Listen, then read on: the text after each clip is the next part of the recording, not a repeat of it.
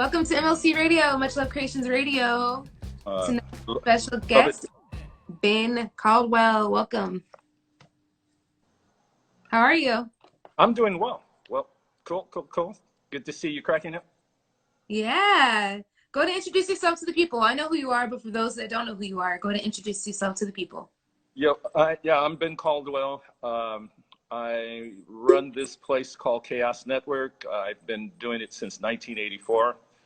And the focus of this place is an incubator. And an incubator is a place where you test out ideas and concepts. And it was a kind of a fun thing to put an incubator of art in South Central, what's called South Central. And we just tied in ever since then, from Watts to here. Well, Compton to here, actually. All the South Central Basin, I tried to work with as many of the youth and people who live there as much as possible. So, and it's through the arts. And art is film, television, animation, new technologies. As you could see with the Sankofa City piece, it's the blend of, even with a hip hop attitude, all of it. It's like it's like a gumbo of art. Yes. And thank you so much for providing that space for so many people for so many years. We appreciate that, for real. And how did you get started making art? Because I know you've been an artist for quite some time in many different realms. Yeah. Well, my first art piece that I did was when I was in the 4th grade. I won a blue ribbon prize for making a 10 piece of out of copper, 10 piece that was raised of a horse. And so I won that. And from then on, I was an artiste in my brain. And my first art show was in high school at the library of our town.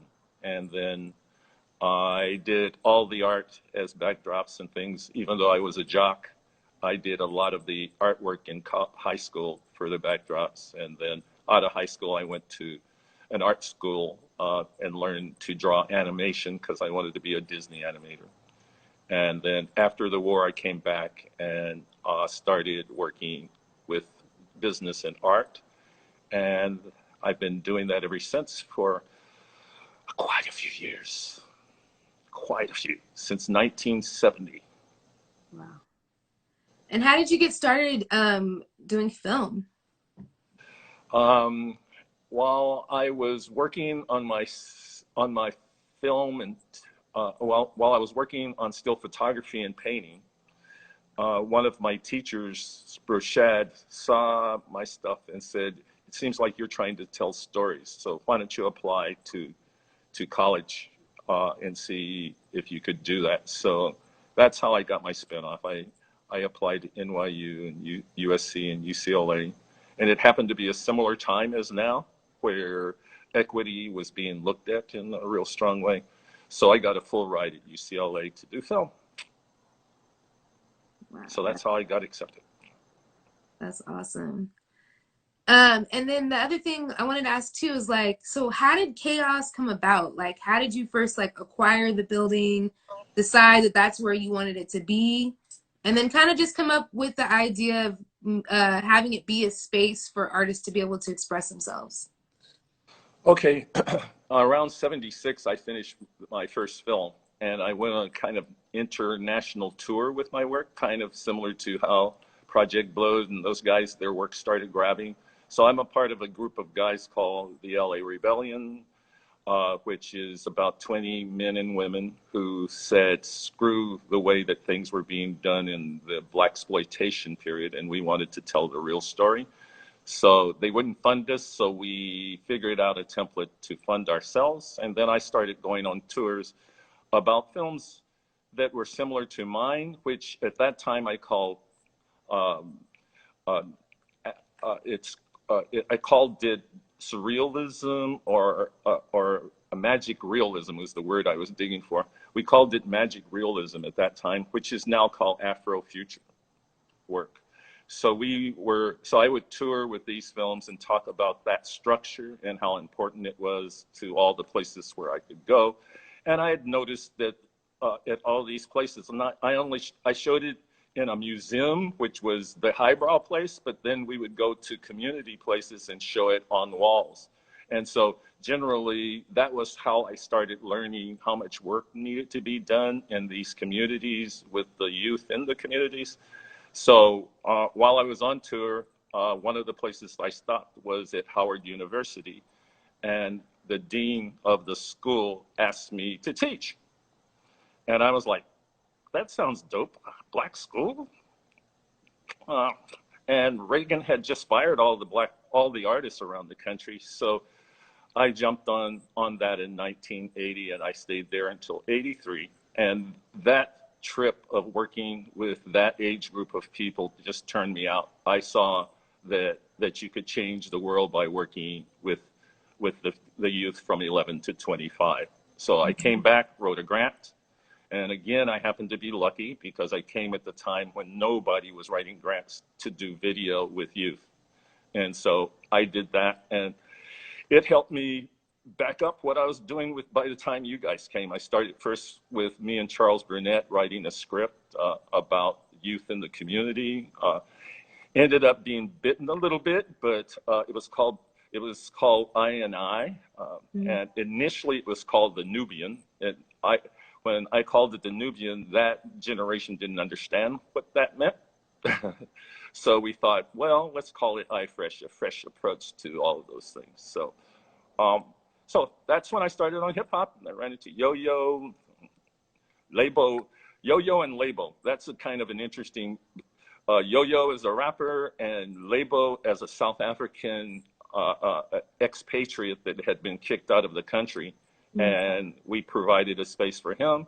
And then concurrent with that, I worked with Roger Smith as in the underground. So we would do an underground then with performance arts around the art world in the downtown movements of downtown Los Angeles with Lace and Freeways and a lot of underground folks. So I spent all day just writing scripts, putting cameras in front of the young people, and then at night, me and Roger having fun in the underground, which part of it included the place called that's where I met Roger for the first time, was where they had breakdancing all the time. What was that brother's name? Where they had Radiotron? Yeah, that's it. Carmelo? Yeah, Carmelo and a whole posse. I met them down there in 1984. Okay. Yeah, they started 83. Yeah, and Roger was the lead rapper there, and he had just taken Ice Cube's place. So it was an interesting thing. So I was like, I have this monstrous film called Babylon is Falling. I did a film called Babylon is Falling, a visual ritual for peace. That was my thesis. And I did that so we could really blend. I wanted to look at when film and theater were on the same stage. Why did theater lose? And so Roger and I started working on our performance experiences on seeing if the performer can be as powerful as the screen. And we were able to do that all around performance spaces and won a lot of prizes. And then took that to New York, and we took a piece called Frederick Douglass Now, and we had it on Yo MTV Raps, and that's when I met Fi Freddy, and I got to meet Russell Simmons, and I got to meet all of those kind of New York hip hop movers with our piece that we did a month because we could hang out with all the guys. So I did that, and then went back to Los Angeles, and we did the film, the hip hop with Roger, and then I also worked with two hip hop movements at the time that was started in the early 90s, and that was the 2000 Crows, which I really dug. That group of guys came in, and then also we did Funky Circle with